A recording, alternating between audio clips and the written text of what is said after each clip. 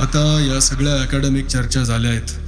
आपल्याला काय दिसलं यावर आपलं एकमत आहे का? काकांच्या मृत्यूमुळे, विशेषतः त्यानंतरच्या त्यांच्या एका अशरीरी अर्ध आयुष्यामुळे इथे काहीतरी प्रविष्ट झालंय, गोयल म्हणाले. मेघांचा मारेकरी तोच आहे, ज्याचं आपल्याला क्षणिक दर्शन झालंय.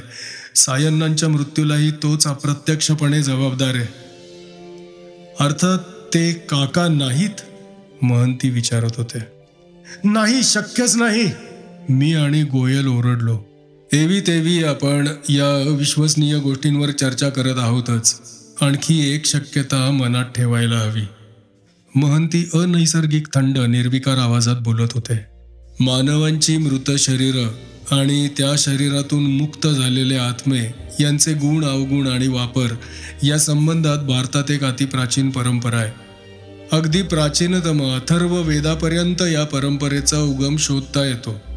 मांत्रिक, चेटके, जारणमारण करणारे अथर्व वेदाच्या भाषेतले यातुधान. आपण ही शक्यता लक्षात ठेवली पाहिजे. काकांच्या मृत शरीराचा व आत्म्याचा ताबा एखाद्या मांत्रिकानं तर घेतला नाही ना. ते जर मान्य केलं तर मग निदान आपला शत्रू या जगातलाच आपल्यासारखाच राहणारा, जेवणारा, पिणारा, झोपणारा कोणीतरी असू शकेल.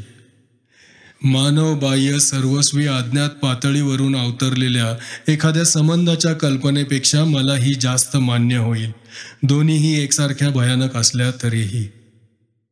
मेघ जिवंत असते तर त्यांना मी सांगितलं असतं, काकांना सांगा देवाचं नाव घ्या, कोणत्याही देवाचं नाव घ्या. गोयल भावातिरेकानं चिरक्या झालेल्या आवाजात तारस्वरात ओरडत होते. तो जर सैतान संबंध असता तर त्याला देवाचं नाव घेताच आलं नसतं. ही पश्चात बुद्धीच होती आणि निरुपयोगी होती. आता आपण काय करायचं, मी म्हणालो. आपल्याला धोका आहे का? मेघांची हत्या झाली कारण कदाचित त्यांनी काकांना जागवण्याचा प्रयत्न केला असेल. ते हिप्नॉसिस खालून बाहेर आले असते की लगोलग मृतावस्थेत, खऱ्या मृतावस्थेत गेले असते आणि मुक्त झाले असते.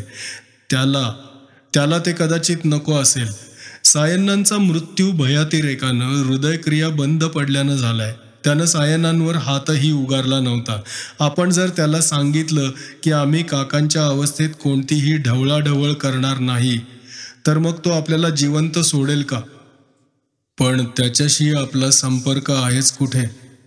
कदाचित तो आपल्या आज्ञा पाळत नसेल, पण म्हणजे त्याला आपले शब्द म्हणा, विचार म्हणा जाणवत असणारच की. तशी आशा आणि प्रार्थना करूया. माझं जरा ऐकता का? महंतींचा आवाज आला. अगदी तुटपुंजा माहितीच्या आधारावर तुम्ही तर्काचा केवढा मोठा डोलारा रचता आहात. त्याला काय हवं आहे याची आपल्याला काय कल्पना? एक साधी गोष्ट तुम्हाला दिसत नाही का? काकांचं शरीर काही तासातच सडून कुजून जाणार आहे. त्याला जर वापरायला मानवी शरीर हवं असलं तर मग तो दुसरं शरीर शोधत असणार. मेघांचा मृत्यू त्यांनी केलेल्या यशस्वी विरोधामुळे झाला नसेल कशावरून? महंतींचे शब्द म्हणजे तार्किक बुद्धिवादाचं थंडगार पाणी. तापलेली डोकी त्याखाली पाहता पाहता थंड झाली. मग काय करायचं ते सांगा की. तसं नाही, कोणतंही पाऊल उचलण्यापूर्वी सर्व शक्यतांचा विचार करा एवढंच मला सांगायचं होतं. नाही ती वचनं देऊ नका. हा काही रोजचा व्यवहार नाही की दिलेला शब्द सहज फिरवावा. इथे शब्दांना त्यांच्या मागच्या भावनांइतकंच महत्त्व असेल. विचार करून बोला. गोयलनी चेहरा हातात झाकून घेतला होता. करायला गेलो काय आणि झालं काय? ते मान हलवत होते, जवळजवळ स्वगतच बोलत होते. ही तर सुरुवात आहे गोयल. आपल्याला आणखी पुढचं माहीत करून घ्यायचा हक्क आहे. आपण 2 जीवांची किंमत मोजली आहे.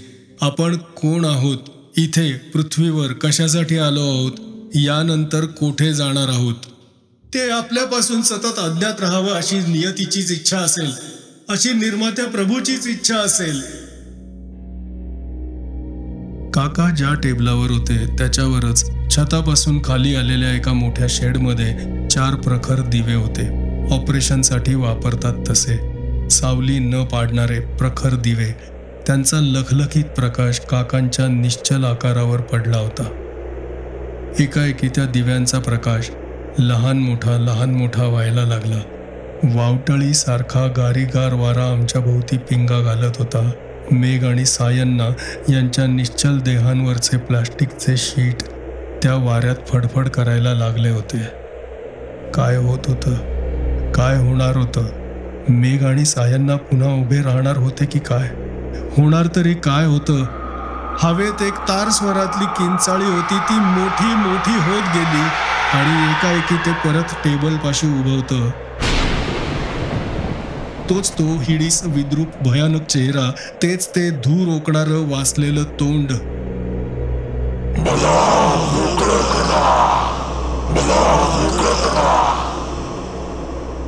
बसाड्या कर्कश आवाजातले शब्द आणि मग ते पुन्हा एकदा गडप झालं. आमची सर्व निदानं किती चूक होती. काकांच्या मृत शरीरात किंवा त्या शरीराभोवतालच्या अवकाशात काहीतरी पर्क अमानवी आलं होतं. एखाद्या सापळ्यात सापडावं तसं सापडलं होतं का? आणि मेघांनी त्याला मोकळं करायला नकार दिला म्हणून त्यांची हत्या झाली होती का? पाहिलंत ना? महंती म्हणाले, पण त्यांचा चेहरा पांढरा फटक पडला होता. ज्या माणसाला मी कठीण काळजाचा, पोलादी नसांचा, थंड मनाचा समजत होतो, ते डॉक्टर महंती. पाराशर, तो मराठीत बोलत होता. लक्षात आलं का? त्याला मराठी समजतं कसं? काकांच्या मृत आठवणीतून. आणि आणखी एक वाईट गोष्ट लक्षात आली का तुमच्या? आपण त्याला मोकळं करू शकत नाही. ते केवळ मेघनात शक्य होतं. पण का? काका आता मरण पावलेत ना. त्यांचा आत्मा त्याला हवा असला तर तो ते घेत का नाही? कारण मेघनी त्याला या जड शरीराला बांधून ठेवलाय म्हणून. महंती कडवट आवाजात म्हणाले. सांगा पराशर, गोयल, त्याला सांगा आम्ही काहीही करू शकत नाही. सांगा. टेबलावरच्या 4 दिव्यांपैकी एक दिवा फाड आवाज होऊन फुटला. गरम काचांचे तुकडे खोलीत सर्वत्र भिरकावले गेले. एक माझ्या मनगटावर पडला. मी हातानं झटकून टाकीपर्यंत तिथल्या त्वचेला चटका बसलाही होता. आपण न सांगताही त्याला आपलं बोलणं समजतं. मी म्हणालो, वरच्या बल्बकडे बोट दाखवत म्हणालो, हा त्याचा राग आहे. मग आपण इथे थांबण्यात अर्थच नाही, उलट धोका आहे. गोयल म्हणाले, आधी बाहेर पडू, मग पाहू याचं काय करायचं ते. पण गोयलांच्या तोंडून शब्द बाहेर पडतात न पडतात तोच तळघराचा दरवाजा दांडना आवाज करून बंद झाला. आम्ही तळघरात कैदी झालो होतो, पण एकटे नव्हतो.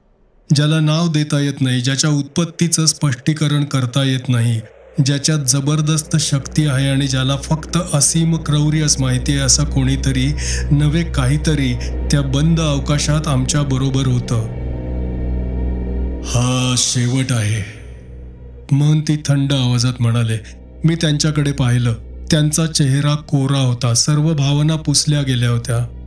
पाराशर, गोयल, तुमचा कोणत्या एखाद्या देवावर विश्वास असला तर आता त्याची करुणा बाका. मी तितका नशीबवान नाही. मी जन्मभर नास्तिकाचीच भूमिका वठवत आलोय. आता क्षणभरात कातडी कशी बदलू?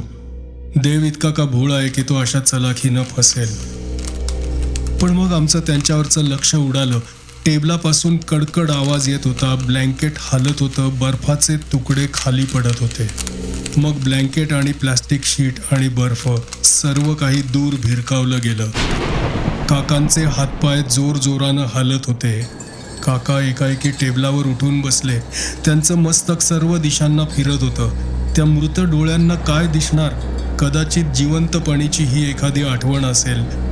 पुन्हा एकदा त्या भसाड्या रांगड्या आवाजात आरोळी आली, मला मोकळं करा, मला मोकळं करा. आम्ही तुला मोकळं करू शकत नाही, डॉक्टर महंती ठाम आवाजात म्हणाले. आमची इच्छा असली तरी ते आम्हाला शक्य नाही. फाड फाड फाड आवाज करून वरच्या मोठ्या शेडमधले 3ही बल्ब फटाफट फुटले. तळघरात मिट्ट काळोख झाला. आता प्रत्येक जण एक एकटा होता. ज्यानं त्यानं आपापला प्राण वाचवण्याची वेळ आली होती. मी मागे मागे सरकायला लागलो. तळघरात तो तारस्वरातला किरटा आवाज यायला लागला होता. टेबलावर 2 लाल ठिणग्या दिसायला लागल्या. फुंकर घातलेल्या निखाऱ्यासारख्या त्या फुलल्या. काकांच्या डोळ्यांच्या खोबणीतून त्यांचा लाल प्रकाश येत होता. त्या लाल प्रकाशात त्यांचा वासलेला जबडा दिसत होता. सोडा सोडा सोडा मला सोडा. ती किंचाळी आली आणि काकांचा मृतदेह खाली उतरला. आता तो कसा दिसत होता माहीत नव्हतं. चेहऱ्याच्या आसपास फक्त तो लाल अंगारांचा प्रकाश होता. मी सावकाश सावकाश दरवाजाच्या दिशेनं सरकत होतो. गोयल दुर्दैवानं टेबलाच्या पलीकडच्या बाजूला होते आणि ते आणि दार यांच्यामध्ये तो होता. मी दारापाशी पोहोचलो. त्याचं लक्ष आता दुसरीकडे असावं. मी दाराला हात लावून पाहिला. दार सैल होतं. अजिबात आवाज न करता दार उघडलं. त्याच वेळी खोलीत ती आरोळी आली. त्या मागोमाग एक किंचाळी आली. महंतींची का गोयलांची, आणि मग दुसरी किंचाळी आली. याचा अर्थ महंती आणि गोयल दोघंही त्याच्या हाती लागले होते. मी सावकाश बाहेर पडलो. खोलीत शांतता होती. फक्त तो लाल प्रकाशातला चेहरा इकडे तिकडे वळत होता. मी एकदम बाहेर आलो. माझ्या मागोमाग ते जाड दार लावून घेतलं आणि बोल्ट सरकवला. दुसऱ्या क्षणी आतून काहीतरी खूप जड वस्तू दारावर दणकन आपटली. मला मोकळा करा, मला मोकळा करा. तो भसाडा आवाज ओरडत होता. मी दाराला बाहेरून दोन्ही बोल्ट व्यवस्थित लावले आणि तिथेच दारावर डोकं टेकवून धापा टाकत उभा राहिलो. मला स्वार्थी म्हणाल, मला दगलबाज म्हणाल, खुशाल म्हणा, तुम्ही अंधाऱ्या तळघरात एका रक्तपिपासू संबंधाबरोबर अडकला नव्हतात. तुम्ही मेघांच्या शरीराची झालेली खांडोळी पाहिली नाहीत. तुम्ही ते 7 फुटी सडकं नासकं नाक तोंड डोळे यातून आग ओकणारं भयानक ध्यान पाहायला तिथे हजर नव्हतात. टीका करायला काय लागतं हो. स्वतःवर वेळ आल्याशिवाय कसोटी लागत नाही. काही वेळानं आतले आवाज थांबले. आत काय होत होतं मला माहीत नाही. काका किंवा काकांच्या शरीराचा ज्यानं ताबा घेतला होता त्याला आसपासच्या परिस्थितीचं आकलन होईल का? तो आता एका तिहेरी तुरुंगात सापडला होता. त्याचं मन काकांच्या मेंदूत, तो मेंदू एका क्षीण मृत शरीरात आणि ते शरीर एका बंदिस्त तळघरात. पण त्याला हे समजण्या इतपत जाण होती का? मेघांची हत्या हा सूड होता का एक क्षणिक अतिरेकी उत्पात होता? क्रौर्य, विध्वंस आणि हत्या हाच त्याचा स्थायी भाव होता का? मला त्याच्यापासून कितपत धोका होता? मला तो डॉक्टर पाराशर या नावानं ओळखत होता का? त्या तळघरात त्याच्या हाती सापडलो असतो तर कदाचित माझीही त्यानं वासलात लावली असती, पण ती एक आंधळी प्रतिक्रिया झाली असती. त्या प्रयोगाची त्याला कितपत समज होती? त्यातला माझा सहभाग त्याला समजणार होता का? मुख्य म्हणजे मी आता काय करायला हवं होतं?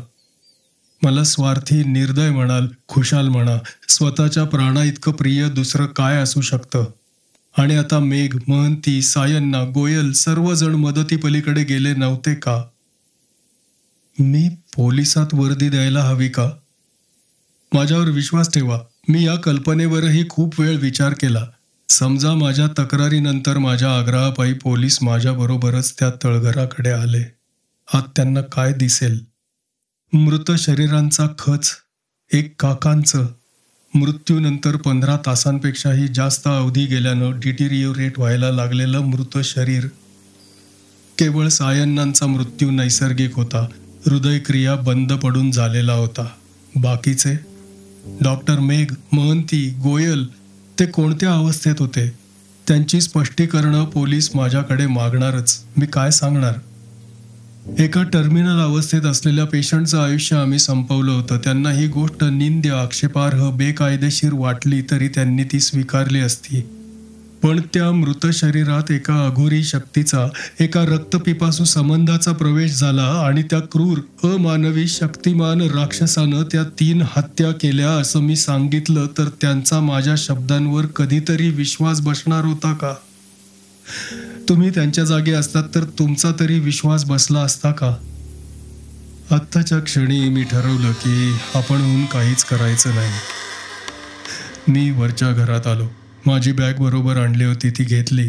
तो आता एकाकी आणि भयानक धोक्याचा झालेला बंगला सोडला. माझी गाडी मी बाहेरच पार्क केली होती. तिथेच डॉक्टर मेघांची स्कूटर होती. सायन्ना आणि गोयल सायन्नांच्या गाडीतून आले होते. ती गाडी आणि ती स्कूटर स्पष्टीकरणाशिवाय बेवारशी स्थितीत तिथेच रस्त्यावर राहणार होती. एखाद दिवस घरचे लोक वाट पाहतील आणि मग चौकशीला सुरुवात करतील. तोपर्यंत त्या तशाच राहतील. मी गाडीत बसलो. डावीकडची काच खाली घेतली. रात्रीचा गार वारा गाडीतून वाहू लागला. अंगावर घामाचा ओलावा होता. त्याच्यावर वारा येताच शरीरावर काटा उभा राहिला. किल्ली स्लॉटमध्ये घालून मी थांबलो. आपलं मागे काही राहिलं का आठवत होतो. तेवढ्यात खालून तळघरातून पुन्हा एकदा ती कर्कश आरोळी आली. इतरांना त्या आवाजाचा काहीही बोध झाला नसता, पण मला झाला. जमिनीखाली आणि बंद दारामागे असूनही आवाज इतक्या लांबवर पोहोचत होता. तिथे केवढा तीव्र असला पाहिजे. ते नुसतं आरडाओरडा करून थांबणार होतं का बाहेर पडायची धडपड करणार होतं? बाहेर पडायची वाट दार आहे हे त्याला समजणार होतं का? यापैकी कोणत्याच प्रश्नांची उत्तरं माझ्यापाशी नव्हती. गाडी सुरू करून रात्रीच्या अंधारलेल्या जराशा निर्जन रस्त्यांवरून मी बंगल्यावर परत आलो. माझी मनस्थिती अतिशय विषण्ण होती.